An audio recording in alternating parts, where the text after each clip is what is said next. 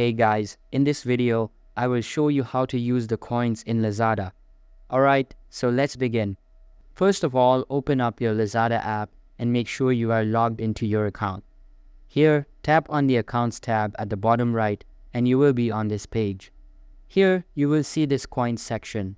Simply click on the Use Now button and you will be taken to this coins page. Here, you will see how many coins you have, and also you will see the products on which the coins discount is already applied. As you can see, there are plenty of products. Simply choose any one of them. Let's say I want to order this item. Simply select it and then you have to click on Buy Now button.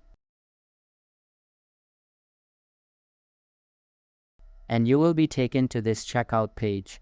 Here, if you scroll down, you will see this coin section and this toggle next to it. If this toggle is on, that means coins discount is already applied to this product. As you can see, if I turn off this toggle, the price of this product is increased. But if I toggle this on, the price is reduced. And after that, you just have to place your order and you are good to go. So that's basically how you can use the coins in Lazada. And that's it for this video. If you found this helpful, consider subscribing and giving this a big thumbs up. Thanks.